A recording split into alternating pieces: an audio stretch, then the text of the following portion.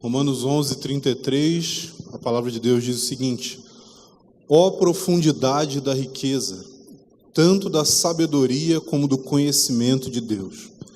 Quão insondáveis são os seus juízos, e quão inescrutáveis os seus caminhos. Quem, pois, conheceu a mente do Senhor? Ou quem foi o seu conselheiro? Ou quem primeiro deu a ele para que lhe venha a ser restituído? Porque dele e por meio dele e para ele são todas as coisas. A ele, pois, a glória eternamente. Amém. Então, nesse momento aqui, no livro de Romanos, Paulo escreveu muita coisa. E ele chega no momento em que ele, depois de explanar ali todo o plano de Deus para a salvação, tudo aquilo que Deus se propôs a fazer, tudo aquilo que ele operou desde o princípio de todas as coisas até o momento em que Cristo morreu pelos nossos pecados, e ao olhar para tudo isso, ao olhar não só para o plano de Deus até o momento da morte de Cristo, mas até mesmo depois, porque Paulo acabou de falar aqui sobre a salvação de Israel, sobre o fim dos tempos, sobre o destino da igreja.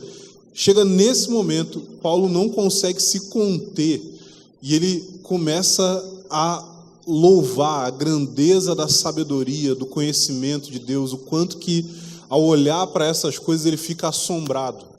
E eu acredito que esse é um momento muito propício na nossa exposição aqui do livro de Romanos, para que a gente possa olhar de onde nós viemos até esse momento agora. Por quê? Porque ao finalizar o capítulo 11 do livro de Romanos, o que a gente vai ter depois, a partir do capítulo 12, é o momento em que Paulo vai começar a fazer uma exposição de alguns aspectos práticos da vida cristã. Então ele vai falar sobre o relacionamento que a gente tem com a política, ele vai falar sobre o nosso relacionamento com o trabalho, ele vai falar sobre liderança na igreja, ele vai falar sobre como que as pessoas relacionam umas com as outras na igreja. Mas antes de falar tudo isso, ao olhar para o plano de Deus, ele rompe em louvor. Então eu acho que a gente deve também olhar para esse mesmo plano. A gente deve olhar para aquilo que Paulo tem em mente quando ele começa a expressar essas palavras aqui. E eu quero agora dar um panorama para você de tudo aquilo que a gente viu. Óbvio que a gente não vai falar de todo o conteúdo que foi passado nos últimos 4 anos, né? Afinal de contas, 1 hora a gente tem que almoçar.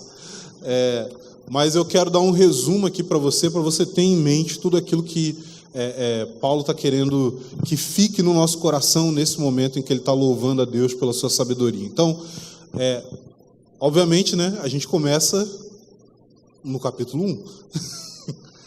O Romanos ele é um dos livros, uma das cartas que a gente tem na Bíblia, que é mais bem organizada. Então, Paulo ele vai pegar assuntos específicos, ele vai tratar de cada um desses assuntos, tendo uma progressão lógica. Não são todas as cartas de Paulo que ele faz isso daí. Tem carta de Paulo que ele solta coisas no meio da fala dele. Tem carta de Paulo que, muitas vezes, diferente dessa daqui de Romanos, onde ele está escrevendo para uma igreja onde ele nunca esteve, tem algumas cartas de Paulo que ele está falando com igrejas nas quais ele já esteve, igrejas, algumas delas que ele mesmo plantou, que ele já tinha enviado outras cartas, que ele já tinha comunicado com eles, que eles tinham mandado perguntas e agora ele estava respondendo as perguntas. E a gente tem só a resposta na Bíblia. A gente não sabe direito o que eles perguntaram. E por isso, muita informação é bem mais difícil de conseguir, assim, organizar na nossa cabeça e entender as doutrinas que estão sendo faladas ali. Mas aqui em Romanos ele está lidando com uma igreja que ele nunca foi.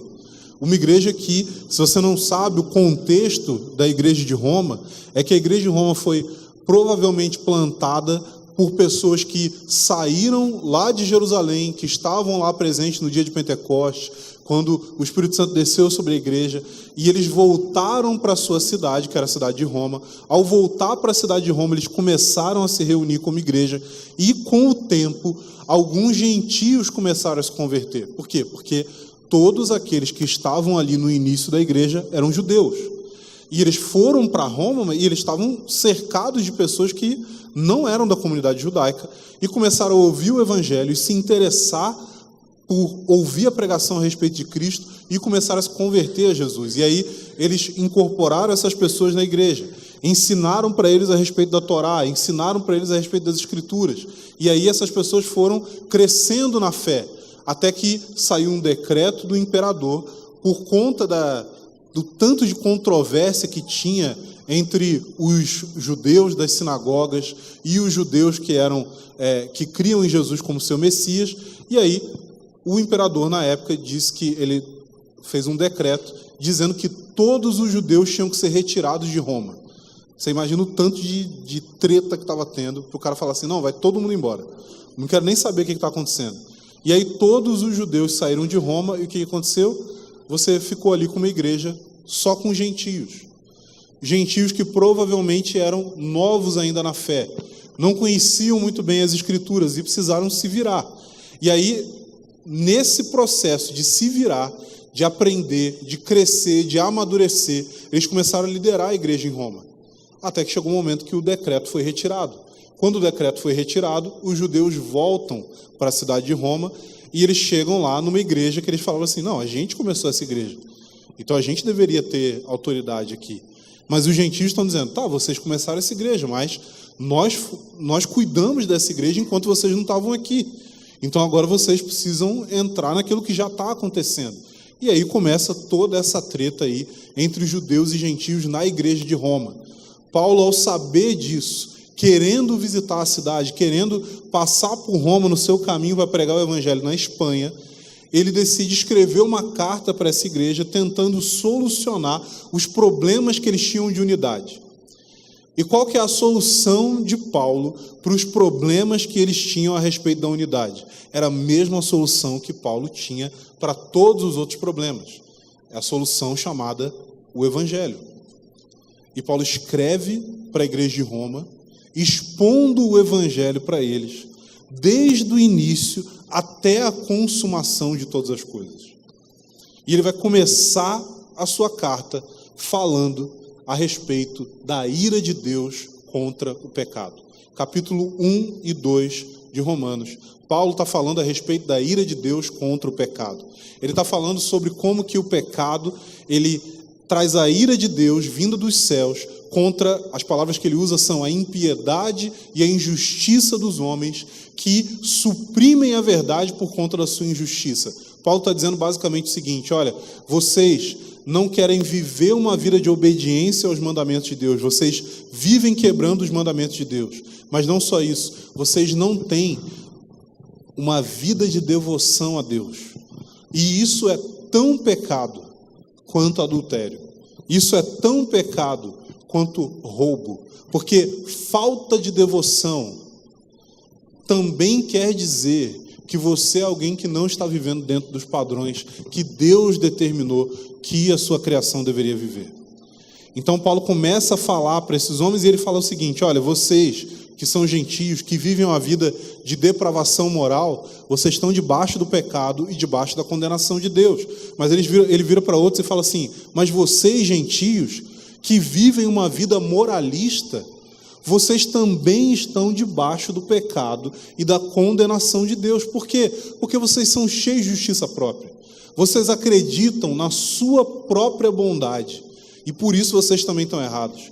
E ele vai além para dizer o seguinte, tá bom, ó, os gentios, tanto os imorais quanto os moralistas, estão debaixo do pecado. Mas os judeus também. Por quê? Porque os judeus, eles usam do conhecimento que eles têm da lei, mas sem a prática da lei, para se orgulhar diante dos outros. Então, na prática, o que Paulo está falando ali em Romanos capítulo 1 e 2, cabe muito para a gente refletir a respeito da nossa situação como igreja evangélica.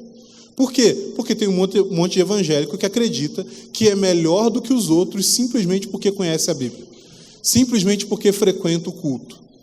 Mas o coração dele não pertence a Jesus. O coração dele não é grato porque ele foi resgatado pela graça, mas ele olha para as pessoas de fora da comunidade dos crentes e diz o seguinte, eu sou melhor do que essas pessoas, por quê? Porque eu escolhi estar aqui e eles não escolheram estar aqui, mas Paulo está querendo demonstrar para nós que todo ser humano está debaixo do pecado e o único meio para a gente ser resgatado disso é a graça de Deus. A nossa justiça não é suficiente. A nossa bondade não é suficiente. O nosso desejo de fazer a coisa certa não é suficiente, porque nós podemos usar todas essas coisas, inclusive o conhecimento das Escrituras, para nos tornarmos mais orgulhosos. Então, quando você troca a imoralidade sexual pelo orgulho, você está trocando um pecado que, de fato, é ruim, é mau, é digno de condenação, por outro que é simplesmente o pecado do próprio diabo. Quando você é orgulhoso, e você é orgulhoso porque você deixou de ser promíscuo, você saiu de um pecado e você foi para a condenação do diabo. Você se tornou mais parecido com Satanás. E a igreja evangélica está cheia de gente que, ao invés de crescer em semelhança com Jesus, está se tornando cada vez mais parecido com o diabo.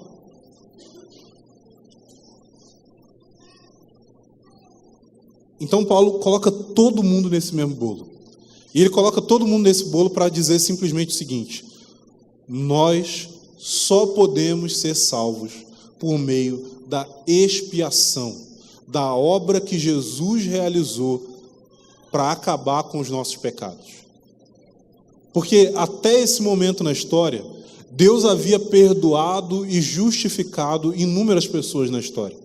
Deus tinha perdoado Abraão, ainda que Abraão tenha mentido. Deus tinha perdoado Moisés, ainda que Moisés tenha sido um assassino. Deus tinha perdoado Davi, ainda que Davi tenha roubado a esposa de um outro homem e assassinado esse homem. E toda a criação olhava para essas ações de Deus e se perguntava como Deus pode ser justo sem punir essas pessoas. Como Deus pode ser justo chamando Abraão, um mentiroso, de seu amigo, chamando Davi, um adúltero e assassino, de um homem segundo o seu coração. E o que Paulo vai dizer para nós em Romanos capítulo 3 é que, nesse momento, quando Jesus vem e morre e sofre a punição pelos nossos pecados, Deus não só é aquele que justifica os pecadores, mas é demonstrado que, ao fazer isso, ele nunca deixou de ser justo. Deus permanece justo, mesmo deixando de punir pecadores, porque no fim ele não puniu esses pecadores, mas ele puniu cada um dos seus pecados na pessoa do seu Filho, que era a única pessoa que poderia pagar o preço integral por todas as nossas transgressões. Porque só ele tinha a dignidade do mesmo nível daquele contra quem nós pecamos. E aquele contra quem nós pecamos foi aquele que sofreu o próprio dano do nosso pecado. Eu sempre dou esse exemplo que é, quando você perdoa uma dívida de alguém, o dinheiro que você emprestou para essa pessoa não aparece magicamente de volta na sua conta bancária. Quando você perdoa a dívida de alguém, você absorve o dano, você toma prejuízo. E foi isso que Deus fez ao nos perdoar. Deus tomou o prejuízo do nosso pecado nele mesmo.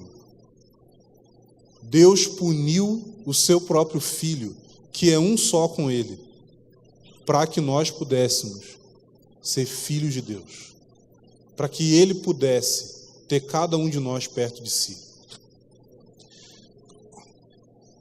O capítulo 4 vai continuar tratando da mesma coisa, vai falar sobre a justificação pela fé, vai dar o exemplo de Abraão, vai falar, olha, Abraão, ele foi justificado pela sua fé.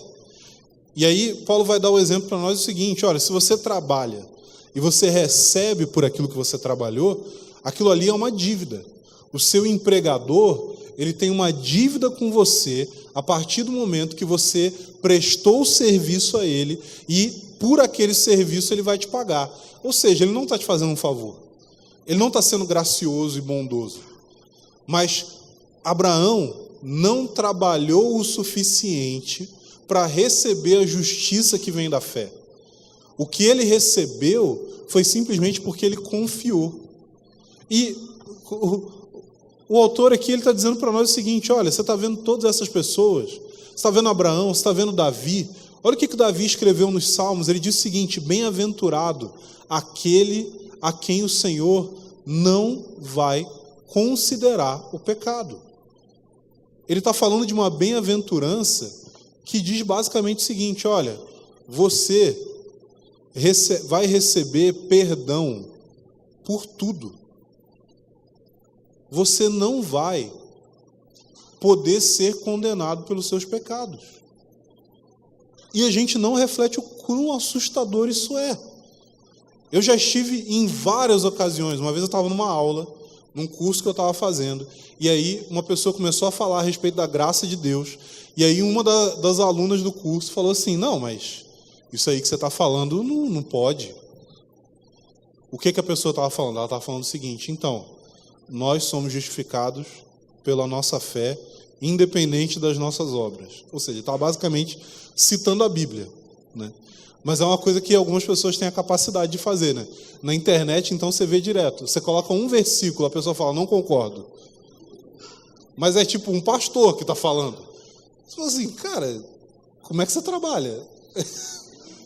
Assim, não concordo com isso aí, não concordo. Mas é a Bíblia, é a palavra de Deus.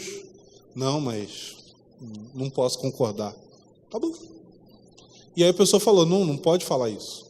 Não pode falar que a salvação é só pela fé, pela graça.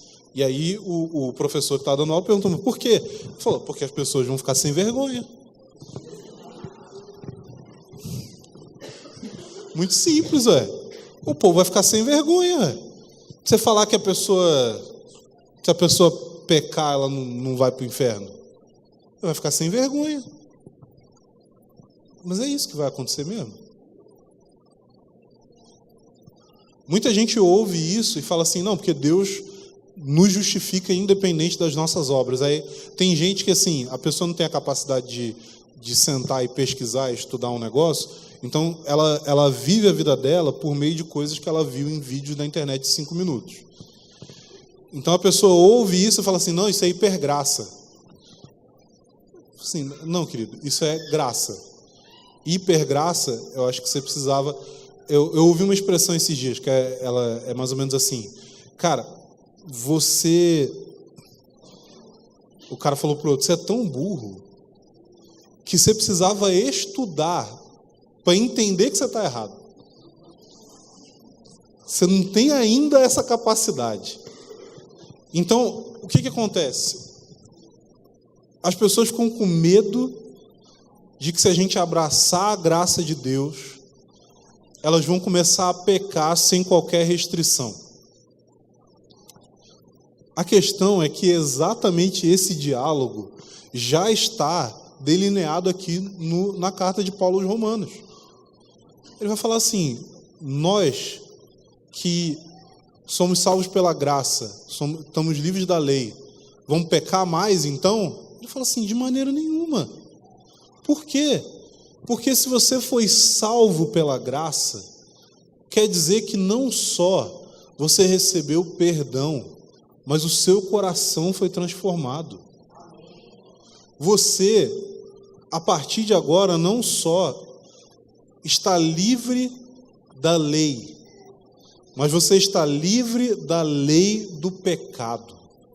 E o que é a lei do pecado? De acordo com Paulo, quando ele vai falar ali nos capítulos 6 e 7, ele vai falar que a lei do pecado, ela é a lei que diz basicamente o seguinte, você tem o pecado no seu interior, quando você ouve a respeito da lei de Deus, esse pecado reage a essa lei e ele quer transgredir a lei de Deus. Você foi livre disso. Por quê? Porque você recebeu agora a lei do Espírito no seu interior. Você não está mais em Adão. Você não está mais preso a essa lógica do pecado. Você agora está ligado à lógica da graça. Você agora está conectado com a lei do Espírito e da vida. E o que é a lei do Espírito e da vida? É a lei que livra você de ter o pecado no seu interior te dominando por meio do conhecimento da lei. Porque você não precisa mais da lei como um meio para a sua salvação. Porque você pode olhar para Jesus. E ao olhar para Jesus, você pode olhar para o seu próprio pecado e falar assim, isso daqui não tem mais domínio sobre mim. Isso daqui não é mais o que o meu coração deseja. Você não quer mais o pecado. Se você pertence a Jesus. Se você pertence a Jesus, isso quer dizer que o seu coração quer Ele. O seu coração anseia por Ele. O seu coração deseja Ele. E toda vez que você tenta buscar o pecado, o que acontece é que você fica infeliz. Você fica frustrado. A sua vida parece que as coisas não estão no lugar. O problema é que, às vezes, a gente insiste nesse caminho. A gente tenta forçar a barra. A gente fica frustrado com nós mesmos e a gente tenta seguir pelo caminho do pecado. Seja algo muito interior no nosso coração e a gente alimenta aqueles pensamentos, aqueles sentimentos, seja por meio das práticas da nossa vida, seja por meio das decisões que nós tomamos. A questão é que você não quer a vida do pecado. Você não quer as consequências do pecado. Você não quer o prazer do pecado, porque ele não é mais suficiente para você. E enquanto você insistir nisso, você vai continuar se sentindo frustrado. Você vai continuar se sentindo frustrado. Por quê? Porque existe algo melhor. E no fundo do seu coração você sabe disso. Você sabe disso. E, gente, lembra do que eu falei aqui a respeito do que é o pecado? O pecado não tem a ver só com transgressão da lei. O pecado também tem a ver com falta de devoção. Tem a ver com falta de radicalidade. Tem a ver com falta de ter o nosso coração totalmente entregue para Jesus. E às vezes a gente quer viver uma vida de moralismo. A gente não vai fazer nada que é muito errado, mas a gente também não quer entregar o nosso coração totalmente para Jesus. A gente não quer abraçar as consequências de ser radical para Ele. E a questão é que isso também produz frustração no seu interior. Porque você não foi chamado para viver uma coisa medíocre. Você não foi chamado para viver o mínimo múltiplo comum. Você não foi chamado para viver somente naquele limbo entre, não, mas até onde, o que eu posso fazer assim que não é pecado? Sabe aquele negócio?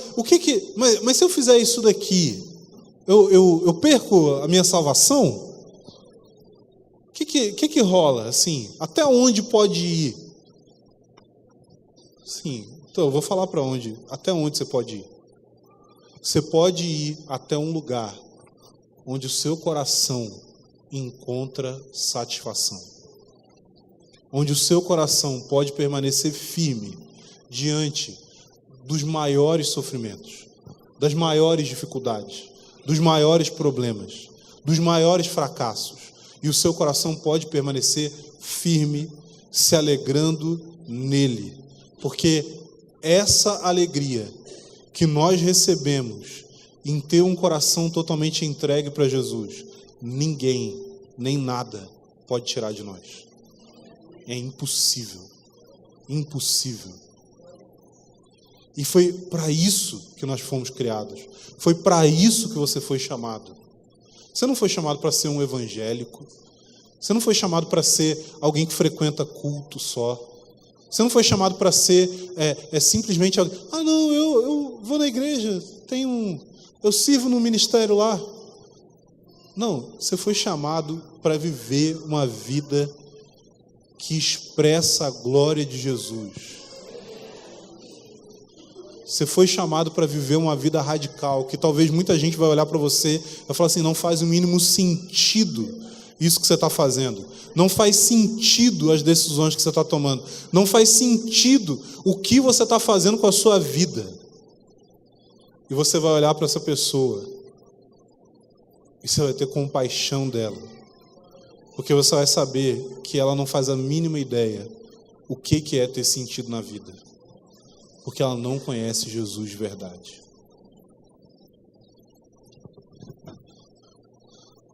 Paulo fica maravilhado com o plano de Deus, porque ele falou não só a respeito da obra de Jesus para nos resgatar do pecado, não só a respeito do como que a gente teve o nosso interior transformado, a gente foi retirado de Adão e a gente hoje é participante da natureza de Cristo, mas ele vai falar a respeito do plano cósmico de Deus.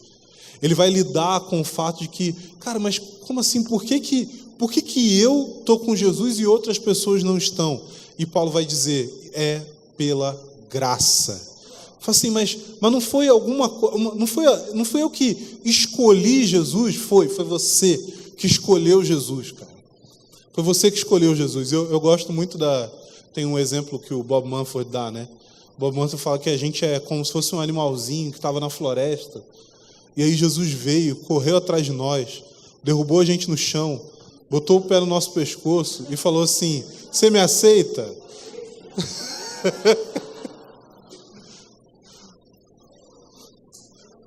Você escolheu Jesus porque Ele capturou o seu coração. É isso que Paulo tem a dizer para nós. Ele falou assim, mas por quê? Qual que é a diferença entre você e pessoas que estão jogando a sua vida fora no pecado? E você vai poder responder, graça. Graça. Mas por quê? Ele falou assim, eu não sei. Eu não sei. Sabe por quê que eu não sei? Porque não tem diferença nenhuma entre quem eu sou e quem essas pessoas são, a não ser a graça de Jesus operando em mim. E eu sei que se essa graça desaparecesse hoje, eu iria cair num abismo no qual eu já estava destinado a cair antes de Jesus me resgatar.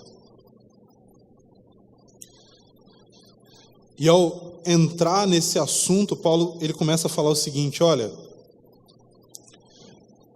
a questão é que Deus elegeu vocês em Cristo.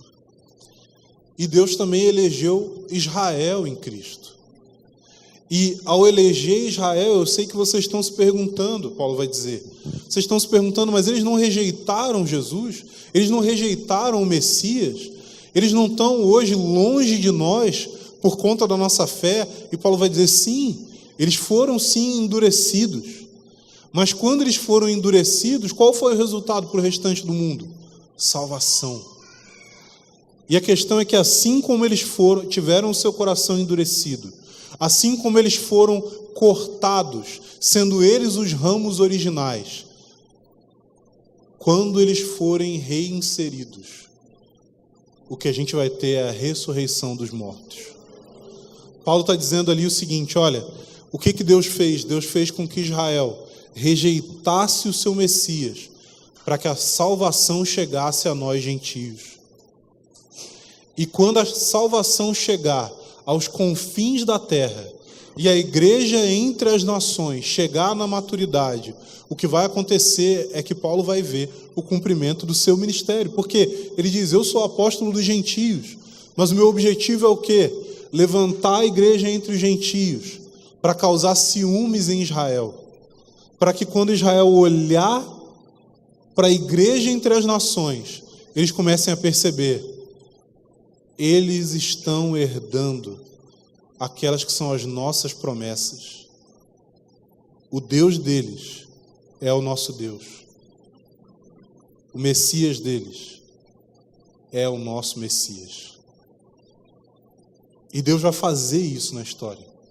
E Paulo, ao olhar para tudo aquilo que Deus fez e tudo aquilo que Ele vai fazer, ele não tem outra opção a não ser explodir em adoração e louvor a Deus, dizendo, quão insondáveis são as riquezas do conhecimento e da sabedoria do nosso Deus. Quem que estava lá, gente? Quem estava lá junto com ele, que conheceu toda a mente de Deus? A gente não consegue sondar tudo que tem na mente dele.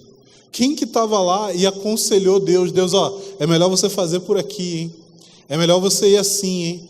Eu acho que uma boa para você conquistar os gentios seria assim. Não. A sabedoria dele produziu todo esse plano maravilhoso. Vocês têm noção, gente, que Paulo escreve essas palavras aqui enquanto ele está planejando fazer com que o evangelho chegue na Espanha. Ou seja, o evangelho não tinha chegado em Portugal, mas o evangelho ainda ia chegar em Portugal, ia alcançar pessoas em Portugal.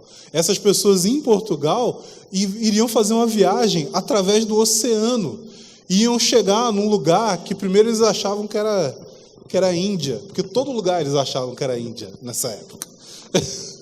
E aí eles chegaram nesse lugar, e gente, esse lugar que eles chegaram é um lugar onde você tem um povo extremamente miscigenado, um povo com uma cultura rica, diversificada, um povo que aguenta um tanto de político corrupto e um país que parece nunca conseguir funcionar. Mas, independente disso, o Evangelho prevaleceu. Não é à toa que Paulo está maravilhado com o conhecimento de Deus, porque esse conhecimento de Deus prevalece até os dias de hoje.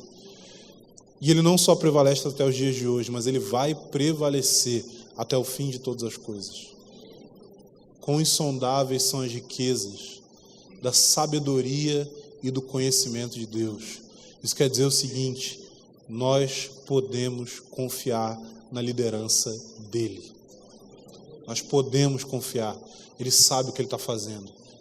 E todas essas coisas, tudo isso é dele, é por ele e é para a glória dele.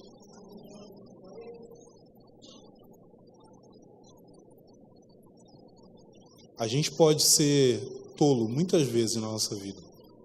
A gente pode tomar as decisões erradas, a gente pode olhar para trás e se arrepender de muita coisa que a gente fez. A gente pode ficar frustrado porque tinham coisas que a gente queria que tivessem acontecido e não aconteceram. Mas de uma coisa a gente pode ter certeza: nós podemos confiar na sabedoria daquele que nos salvou. Amém?